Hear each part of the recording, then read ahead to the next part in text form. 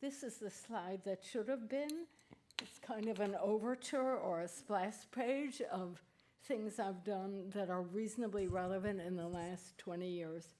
This is a poster all over New York subway stations or bus stations, great for the Tribeca Film Festival. Great stories are timeless, and I hope you can see the Egyptian theme. And you can buy books that will tell you there's only one story, or there are 7 or 150, you can pick. What about the old stories? This is the oldest map found. It's 2 inches by 1. It's a stone. You can carry it with you. It shows 2 perspectives at the same time, an overview and the paths. And it was found in a cave. This is the previous oldest map. This is even older, using your hand to show where things are, and gestures preceded anything on stone or paper, and they're another important form of visual communication that I've been studying and can't have time to tell you about. Time, so we have space, maps, we have time. It's old stories. This is the Chauvet Cave. It looks like it's meant to be a hunt. We have explanations. This is making bread in an Egyptian tomb. We have stories. This is one from China of a journey of an emperor. So we have space, time, explanations, stories, and number. This is 70,000 years ago, up to 100. And a kind of tally. These kinds of things are found all over the world, and those are the 4 stories that are, or 4 ways of visualizing that seem to appear all over the world. So kinds of discourse. I did a big survey looking into film and narrative and philosophy and linguistics and so forth, trying to see what do people think stories are. So one way is to look at kinds of discourse: description, explanation, story, conversation. So description is a state of affairs in time or space. So I showed you 2 ancient examples of that. And there are many as you walk around this wonderful museum. Explanations add causality, and they add a beginning, middle, and end, an outcome. Stories seem to add, now here there's some dispute, they seem to add a narrative voice. This is what the philosophers say. In my mind, they also add agency. This is a TVERSKY original, and I'll explain that a little more. But emotion, suspense, the sorts of things that Scott was exemplifying beautifully. Conversation, now, a story can build on explanations and descriptions, so that it's not that discourse is pure. Conversations are brief interchanges, not like what we're doing now, right? And they're interactive, and we talk about visualizations that are interactive, and they, again, can contain all of the above. Stories, they have a narrative voice or a perspective. There's a point of view. There's typically emotion, suspense, desire would be one of them. Stories override data. In some ways, they're the antithesis of data. So this is known in psychology as the Volvo effect. You do all the research on your new car. Volvo's the safest, most reliable, best gas mileage, and so forth. Your uncle had a lemon, and you don't touch a Volvo, okay? So again, my point of view on stories is they add agency, a kind of human mind or human-like mind that can control events or try to control events, and that's a different kind of causality.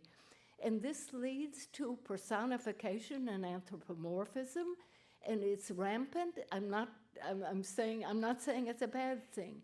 It's rampant both in the way we talk about chemical bonding, attraction. These are words that we use, that human beings use. And anthropomorphism, you can see in all kinds of cartoons.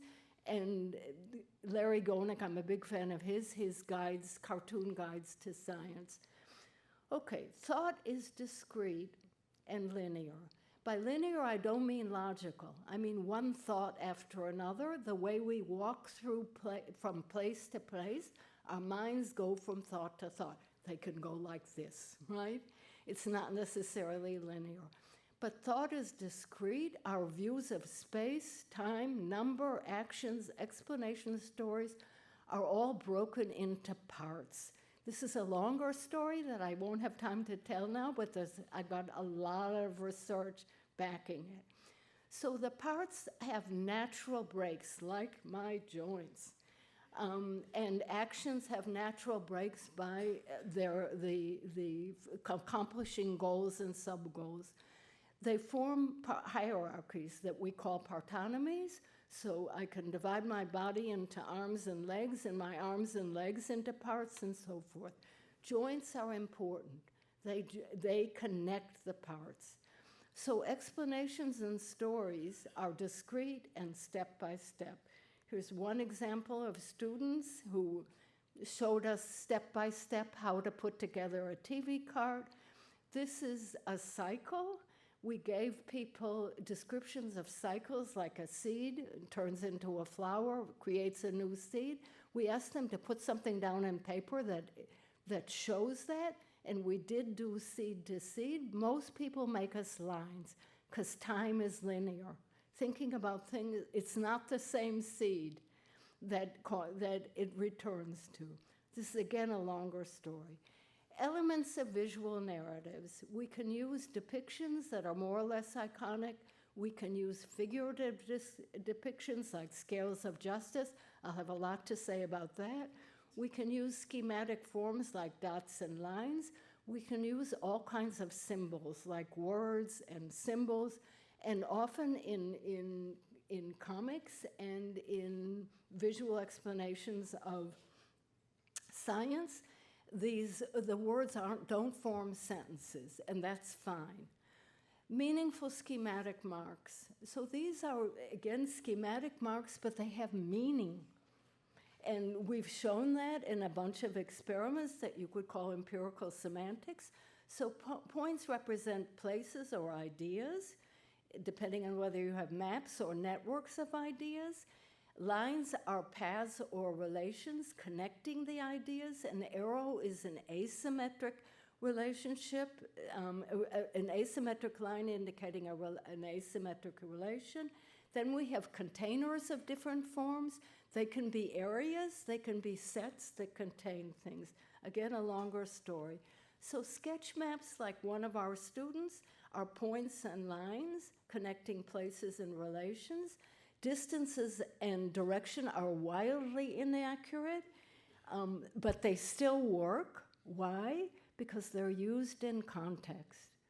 And most diagrams have a conceptual, or stories have a conceptual context. It might be shared information that we share. It might be walking or driving in the ground where what you see disambiguates. Not always, but the assumption is they're used in a context. Language, too.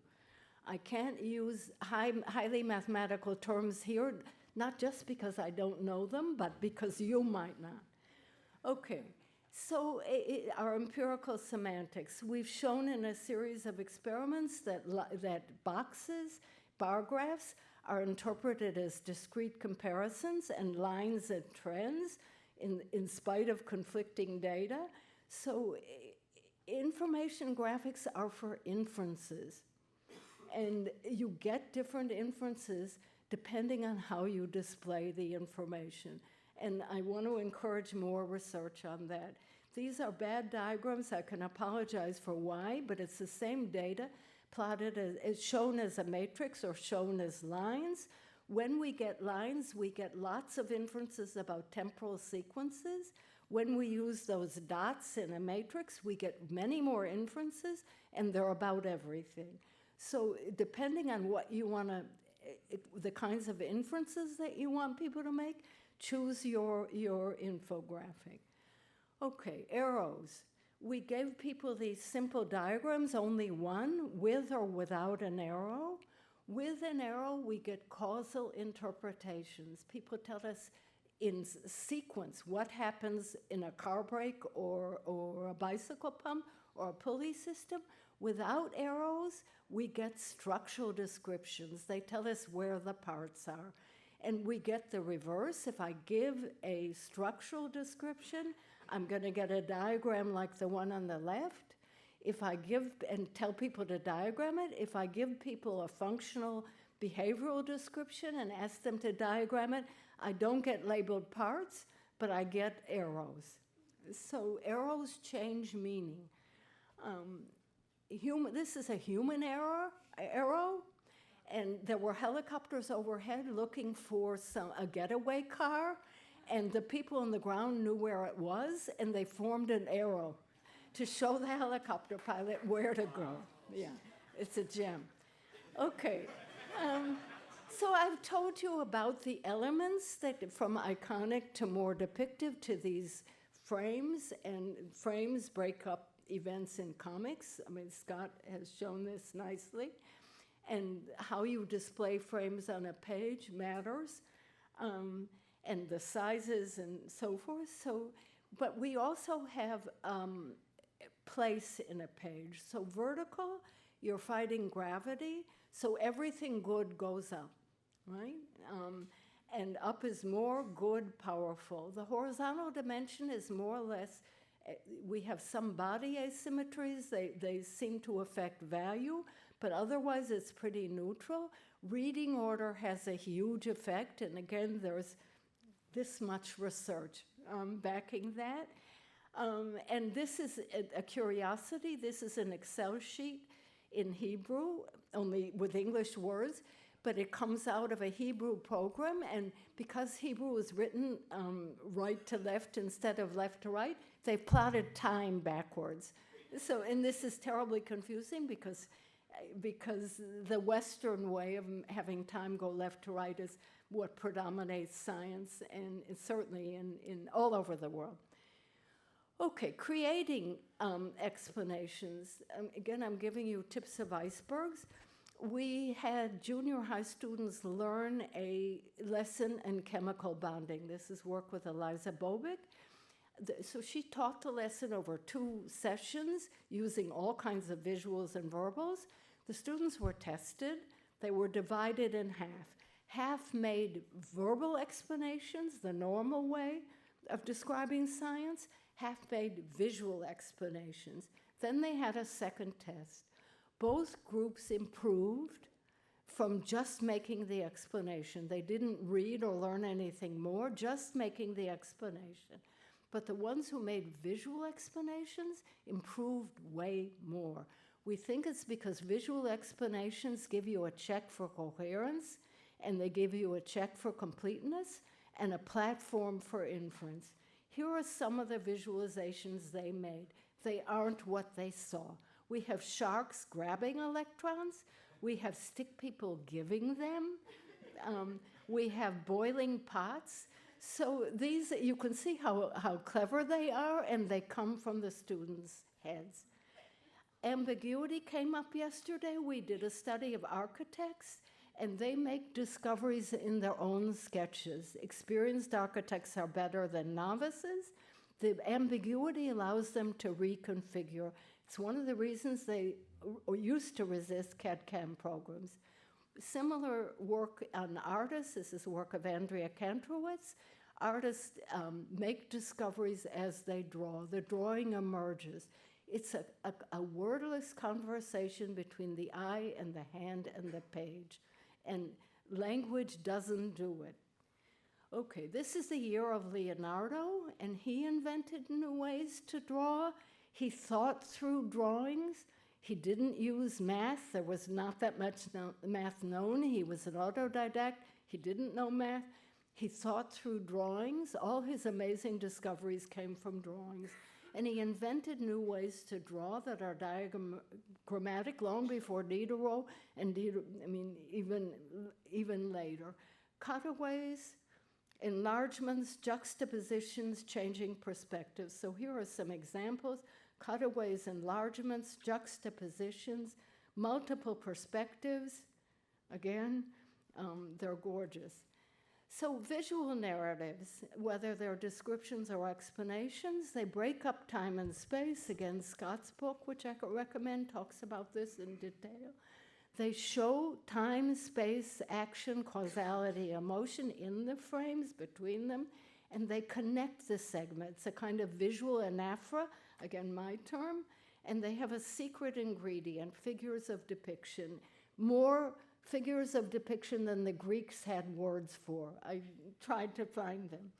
So I want to say one word on culture, because that hasn't come up. We have studied comics, kids' books, and diagrams, East, West, also language effects, and we find, consistent with views on the East, that they're more socially integrated, less, and that Western people are more individual. We found that reflected in diagrams for math, in comics, and in book covers. So that's, again, a longer story. Jumping to visual anaphora, this is a lovely cover from the New Yorker, and you can follow the red book. It's connecting each frame to the other. So what the anaphora does is it takes something from frame N, carries it over to frame N+1, and that provides continuity. Sometimes you don't want continuity, and that's fine. Here are some things that comics can do that I don't see very often in visualizations, either of information or of data. And there are devices that I think designers could use. So time is superimposed on space. You've got the frames indicating the temporal relations superimposed on a background, and you can follow both. This is from Larry Gonick, and this is quite common if you're showing temporal migrations on a map. Chris Ware. This is a comic on Feynman, and again, it's showing you the spatial, the walk he and his student are taking, and you can follow them on the walk, and you go zoom in and out to see them. Okay, figures of depiction. We have metaphors, puns, personification. I don't know what you want to call it, puppet governments. We have metaphor. This is, again, this is Winsor McKay, showing the streets of New York that still look like that, even though this is 100 years old, and rolling up to become a treadmill, reflecting what life feels like sometimes. This is a New Yorker cover. I think you can't see it, but that O is a moon. It's the O of New Yorker. It's shining on the Lincoln. It's the O for Obama. It's the issue that came back out after he was elected. It's shining on the Lincoln Memorial. So again, just so much figurative language there, and for me, it brought tears. So we have Crazy Cat. This is a kind of visual onomatopoeia, rhythm to show that the chase is really fast. The frames get slanted. Here we have more onomatopoeia. Sammy Sneeze is going to sneeze. Chew! And when the chew comes, the frame breaks, okay? And he's surprised or taken aback. Here we show two perspectives, the perspective of the teacher bringing this new Chinese kid into class, and what the child sees, these unfriendly faces. So double perspective, there are a million examples of that. Compare and contrast. Another contrast, this is a Saf Hanukkah, and you're seeing a child getting this wonderful robot all in color. Below it, you see the child labor that made it. This is a one-frame story, again, comparing the contrast. She's barging out of the house, disgusted, right? And he doesn't even notice because he's so busy looking at a dateline. Figure ground, you can tell us two stories at once, a background. This is sound and the shot. Here you're getting two things happening presumably at the same time, again by using figure ground, and you can decipher that visually. Here you have a foreground now and a background story. Again, there are tons of examples of this. Again, you can figure it out. You can break frames. This is the comic on Feynman. He's showing that he's at MIT, entertaining a bevy of women and passing a letter back to his fiancée over the map that's showing the distance between them. And she's at Columbia, and she's only got one guy. He's not, okay. But breaking the frame, and again, you can get it. Here's the three little pigs breaking the frame, meant for kids. The first pig that the wolf eats comes out of the story, pokes his head back in and says, get out of the story, it's safe out here. Okay, Meta, children's book, Harold is drawing his story. I'm going to end with designing the world. We now design, almost every bit of the world is designed, and we put our mind out into the world. So our bookshelves, supermarket shelves reflect categories, hierarchies, orders. Our buildings reflect repetitions, symmetry, embeddings, one-to-one correspondences. Our place settings are one-to-one correspondences, repetitions, cycles, embeddings. Look how much intelligence is built into the way that we organize the world. And it allows foreigners, small children, to decipher the world. The world isn't just organized the way our minds are organized, it's diagrams. This is a diagram overhead of an airport telling where each kind of vehicle can go and each kind of person. This is down the street from me. It tells you where you can walk, where buses can go, where cars can go, when you can walk, when you can't walk. The world is a diagram. So the world is a diagram. It's designed spaces created by actions that enable abstractions, like categories and one-to-one correspondences. So it's combining the actions, the gestures, the spaces, the abstractions, and there's a word, distraction, that I use to describe that cyclical way of thinking. And I end with this. Gratitude to NSF and the other sponsors. So thank you.